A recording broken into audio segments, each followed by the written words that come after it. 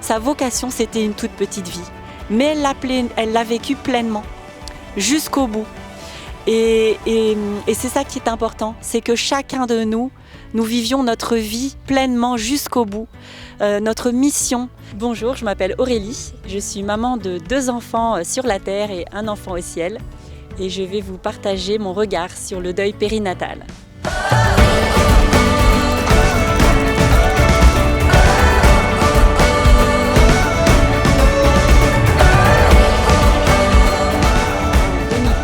J'attendais mon 3e enfant, j'avais déjà 44 ans et c'était vraiment une surprise. Mais à l'échographie des 5 mois, nous avons remarqué que mon bébé portait de nombreuses malformations. Voilà, il y avait des problèmes au cœur, des problèmes aux reins, etc. Et ainsi que des petites mains fermées, les pieds empiolés. Voilà, c'était un ensemble polymalformatif, comme disent les médecins. Vraiment en nous demandant quelle attitude avoir. Soit on avait le choix entre la révolte en fait et l'acceptation. Et c'est vrai que grâce à notre foi, on a pu vraiment s'en remettre au Seigneur pour cette grossesse, sachant que on ne l'avait pas, c'était une surprise et puis on n'avait pas du tout choisi cette maladie de notre bébé. Les médecins nous ont dit qu'il y avait de fortes chances pour que ce soit une trisomie 18. Donc la trisomie 18, c'est une anomalie génétique comme la trisomie 21, mais qui est beaucoup plus grave, j'allais dire, parce qu'on ne peut pas vivre avec une trisomie 18. On peut vivre avec une trisomie 21, mais on ne peut pas vivre avec une trisomie 18. 95% des bébés décèdent in utero, dans le ventre de leur maman pendant la grossesse. Donc nous savions que notre bébé allait mourir très vite, mais nous ne savions pas du tout quand, ni comment, c'était l'inconnu total. Donc très vite nous avons donné un prénom à notre bébé. C'était important pour moi de la faire vivre, de lui donner un prénom, de la faire connaître, d'en parler autour de moi. Voilà, on lui a créé une page Facebook pour vraiment la rendre vivante, parce que sa petite vie, c'était maintenant. C'était le moment présent. On ne pouvait pas se projeter avec Azélie. Donc on vivait le moment présent avec elle, mais on était quand même dans une démarche de demander sa guérison au professeur Jérôme Lejeune. Et pendant l'été 2015, avec mon mari et mes 2 autres enfants qui étaient petits, qui avaient 3 ans et 18 mois, nous sommes allés faire une session à Paray-le-Monial. Et pendant cette session, il s'est passé quelque chose de très important pour moi. Après l'évangile du jeune homme riche, où un jeune homme demande à Jésus « Que dois-je faire pour avoir la vie éternelle ?» Et Jésus lui dit « Va, vends tout ce que tu as, donne-le aux pauvres et alors tu auras un trésor dans le ciel. » Et ce jeune homme s'en va tout triste parce qu'il avait de grands biens et que c'est au-dessus de ses forces. Et l'homélie de l'évêque qui était là, Monseigneur Ray, c'était de nous dire « Donnez-vous vous-même ». Et moi, j'ai senti vraiment dans mon cœur que le Seigneur m'appelait à lui donner mon bébé. C'était vraiment très très fort. J'ai fondu en larmes et j'ai vraiment toute la journée pu faire cette démarche de dépouillement, de donner mon bébé à Jésus.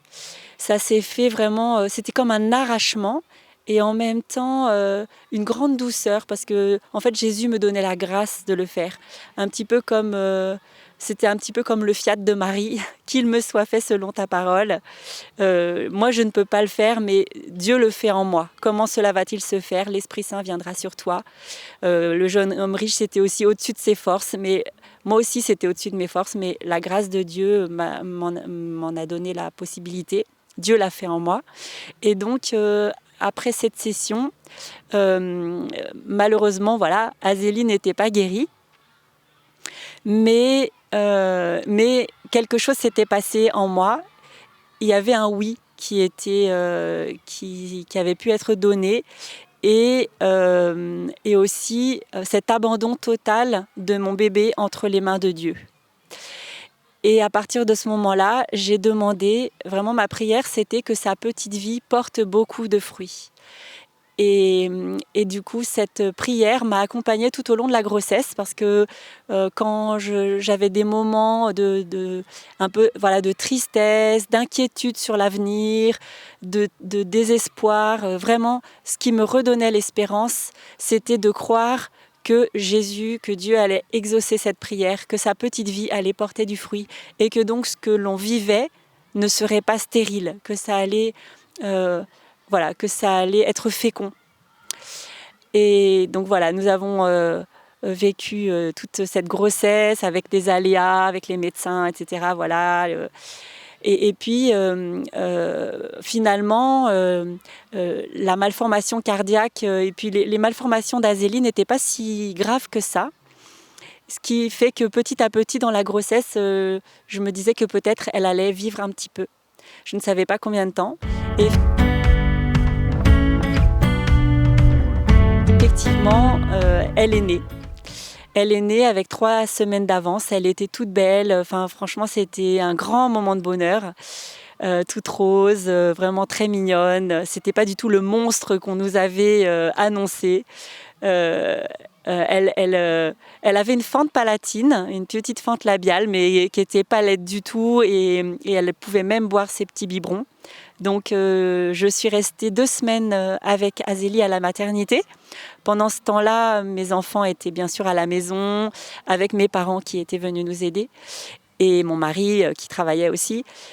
Et ce qui m'a beaucoup aidée pendant ces 2 semaines à la maternité, donc il y a eu des aléas, voilà, des tas d'aléas, mais voilà, bon, ça s'est passé. En tout cas, c'est tout raconté dans un livre que j'ai eu la joie d'écrire qui s'appelle La petite vie d'Azélie, née pour le ciel. Voilà, donc petite Azélie, avec petite Azélie, nous avons passé 2 semaines en maternité. Et ce qui m'a beaucoup portée, beaucoup soutenue, c'est la présence de l'Eucharistie. C'est-à-dire que les aumônières, tous les jours, m'apportaient la communion. Et chaque jour, avant de communier, on prenait un temps de prière ensemble et un temps d'adoration avec Jésus réellement présent là, que je pouvais poser sur mon bébé. Et vraiment, c'était un grand soutien spirituel. Et en fait, pendant toutes ces 2 semaines, j'allais dire, oui, c'était vraiment du bonheur. Et quand je revois les photos, je vois nos sourires. Enfin, vraiment, c'était... Et même une des aumônières m'a dit un jour, ça m'a beaucoup touchée parce que je ne m'en rendais pas du tout compte, mais elle nous a dit, mais vous vous rendez pas compte, mais vous êtes rayonnant. Et c'était vraiment la grâce de Dieu parce que nous avions dit oui à la vie, nous avions dit oui au Seigneur et il nous comblait de ses grâces. Et je pense vraiment que c'était lui qui nous donnait cette paix, parce qu'on était vraiment en paix, on était sûr qu'on accomplissait sa volonté, qu'on était là où il nous attendait, même si c'est pas ce qu'on aurait souhaité nous à la base, mais vraiment on était dans notre vocation, on vivait pleinement notre mission en fait de parents. Et voilà. Et puis bien sûr, le personnel soignant était tellement attentif. C'était vraiment beau, à part quelques exceptions qui nous ont un petit peu fait souffrir, mais sinon, voilà, on va plutôt se souvenir de ces puéricultrices tellement douces avec Azélie, tellement attentives. Et après 2 semaines à la maternité, nous avons pu rentrer à la maison en HAD, donc en hospitalisation à domicile. J'avais tout installé, tout prévu pour qu'Azélie soit bien, qu'elle ait bien chaud, etc. Voilà. Et donc là, ça a été vraiment beau aussi de pouvoir vivre avec notre bébé.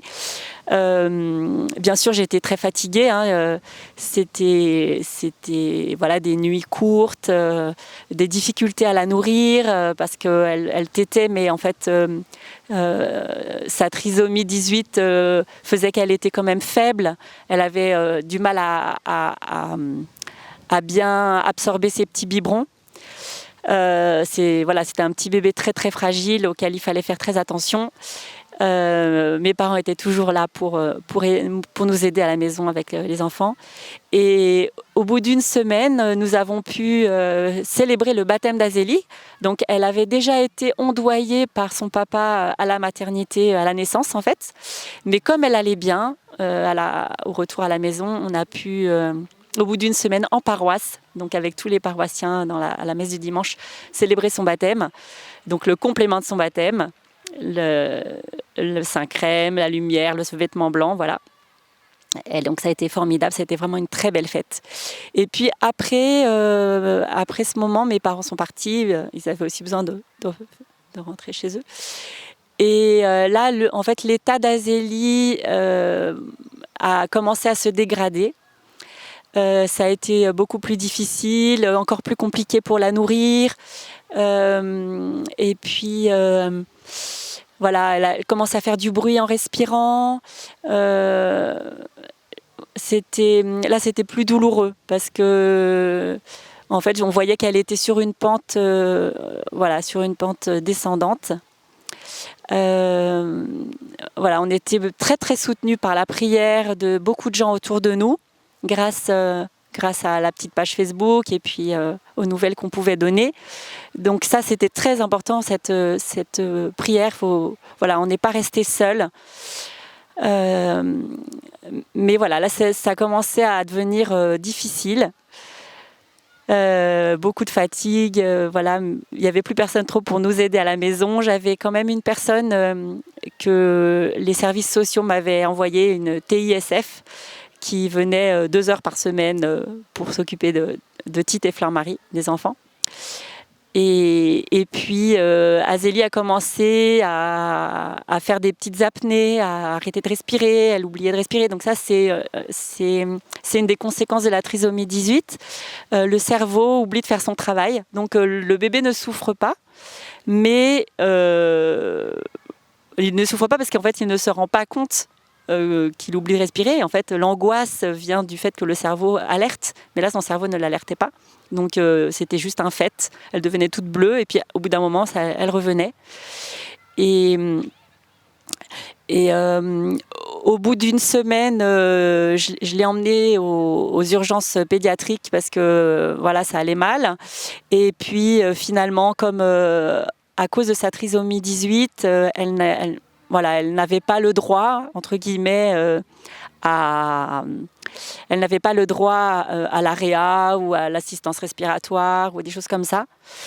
Et du coup, nous sommes rentrés à la maison parce que je voyais qu'à l'hôpital, ça servait à rien. Enfin voilà, ça ne lui apportait rien. On voyait juste un scope qui montrait que sa saturation baissait, montait. Donc c'était voilà, on préférait vivre les choses pleinement avec elle. On n'avait pas besoin de... Voilà, finalement, ça n'apportait rien. Voilà, l'hôpital ne nous apportait rien de particulier. Donc, on est rentré à la maison. Et puis, la dernière semaine, voilà, ça a été beaucoup plus difficile. Voilà, petit à petit, Azélie était de plus en plus faible. Voilà, et au bout de quelques jours... Vraiment les derniers jours de sa vie, je me suis rendu compte qu'elle avait faim et en fait, effectivement, j'arrivais plus à la nourrir. Il fallait j'arrivais plus à la nourrir. Tout le lait de ses petits biberons terminait dans son bavoir. Enfin voilà, j'ai mis du temps un petit peu à m'en rendre compte. Et finalement, avec quelques péripéties, on a réussi à ce que on lui pose une sonde. Donc les 2 derniers jours, elle avait une sonde pour l'aider à manger. Et là, j'ai été très entourée par des amis qui sont venus, qui ont vu que ça allait pas et qui sont venus pendant quasiment 2 jours à la maison avec des repas faits pour nous entourer, pour nous aider. Mon mari avait beaucoup de travail et du coup, ces amitiés, ça a été très très précieux pour nous. Et puis voilà, après mes parents sont revenus, du coup je leur ai dit que ça allait pas, ils ont pris la voiture, ils ont refait 500 km pour revenir auprès de nous. Et en fait, dans la soirée, j'étais avec Azélie qui était dans le porte-bébé tout contre moi. Et j'ai même arrêté l'oxygène. On lui mettait un petit peu d'oxygène au coin de la bouche parce que depuis une semaine, ça l'aidait beaucoup d'avoir de l'oxygène. Donc ça, c'était aussi assez fatigant parce que elle ne pouvait pas, comment dire, comme elle avait une fente labiale, son nez était un petit peu mal formé et on ne pouvait pas lui mettre des petites lunettes, donc il fallait lui tenir l'oxygène à la main. Et donc ça, c'était quasiment 100% du temps pour l'aider, pour qu'elle se sente mieux. Et donc voilà. Et puis au bout d'un moment, j'ai senti que l'oxygène ne servait même plus à rien. J'ai arrêté l'oxygène. Et puis elle était elle était en train de partir tout simplement. Toute fraîche. Voilà, je sentais sa respiration beaucoup plus espacée, beaucoup plus ténue, jusqu'à ce que je me rende compte qu'elle était déjà partie. Et du coup, là, on savait que ça allait arriver, on ne savait pas quand. On s'était préparé. C'était pas une surprise. Voilà, donc c'était le moment. Donc on était dans la paix en fait. On n'était pas du tout dans la révolte ou quoi, ni dans le désespoir ou une grande douleur. C'est sûr que c'était de la tristesse. Mais c'est vrai qu'on avait eu le temps de se préparer. Et puis cet événement que j'avais vécu à Paray-le-Monial, de donner mon bébé, m'avait aussi aidé à ne pas, me l'accaparer, à ne pas être obsédée quelque part par cette situation, parce que parfois on peut se dire ah là là, mais pourquoi nous, pourquoi moi, pourquoi est-ce que je vis ce drame de la perte d'un bébé, pourquoi mon bébé est malade. Et c'est vrai que c'est quelque chose de terrible, mais on a vraiment eu la grâce de le vivre finalement en acceptant cette réalité qui était dure, mais qu'on pouvait vivre avec la grâce de Dieu. C'était notre vie en fait, c'est quelque chose qui nous a été donné de vivre et on n'aurait pas choisi, voilà, et qu'on a eu la grâce d'embrasser, qu'on a choisi d'accepter, on a choisi de dire oui.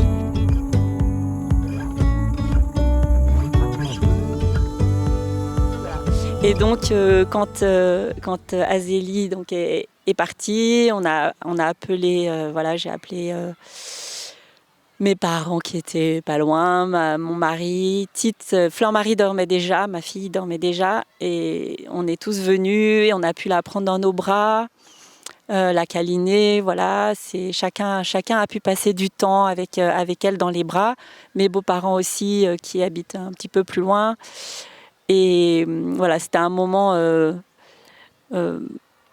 assez fort, quoi, où bien sûr, on est de recueillement, enfin de tristesse, où on n'a pas trop envie de se parler les uns aux autres, mais où on est là les uns pour les autres et avec elle. Et puis on lui a préparé un petit berceau qu'on a mis dans le salon avec j'ai fait un petit lit de mort, je ne sais pas comment expliquer, avec une icône, avec sa petite écharpe de baptême. On a mis une statue de la Vierge, et voilà, pour qu'on puisse la veiller. Je l'ai habillée avec une belle robe, une jolie petite robe blanche, celle qu'elle avait à son baptême d'ailleurs, et que j'avais moi-même portée étant petite. Donc on lui a mis cette belle petite robe et puis quand on voulait, on pouvait aller prier auprès d'elle.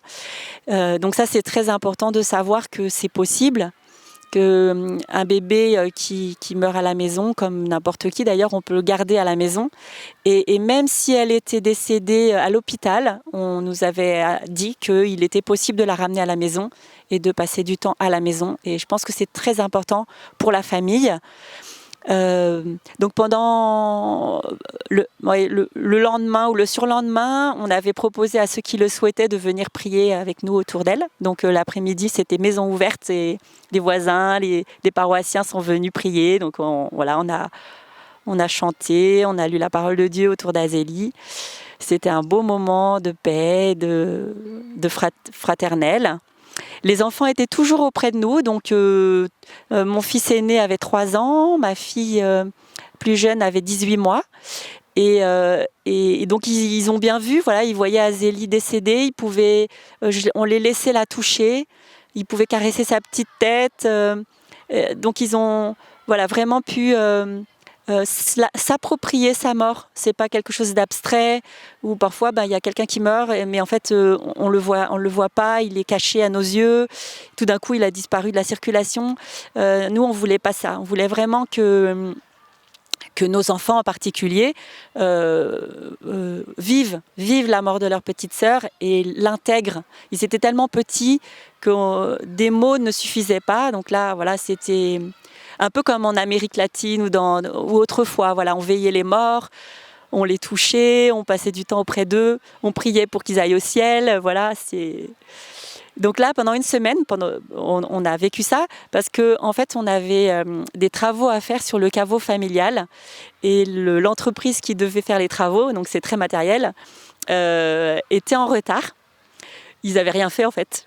Donc quand on a dit, là, ça y est, on a besoin du caveau, ils ont vite fait les travaux, mais ça prenait une semaine. Donc pendant une semaine, on a eu Azélie à la maison et moi, ça m'a permis aussi de préparer une belle célébration.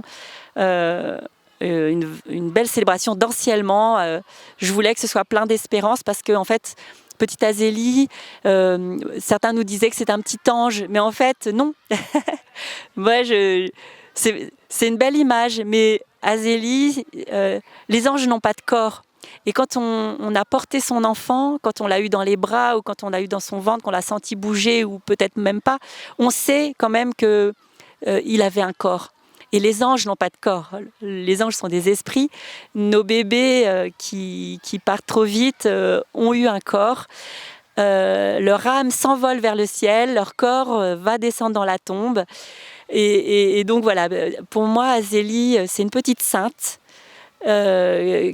qui n'a pas commis de péché. Et voilà, sa petite âme est montée directement dans les bras de Jésus, j'en suis persuadée.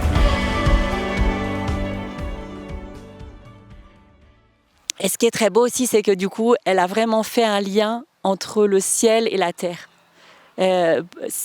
Avoir son petit corps à la maison, sachant que son âme était déjà auprès de Jésus, pour moi, c'était hyper fort. C'était incroyable. C'est comme si on avait un petit peu du ciel sur la terre, quoi. C'était...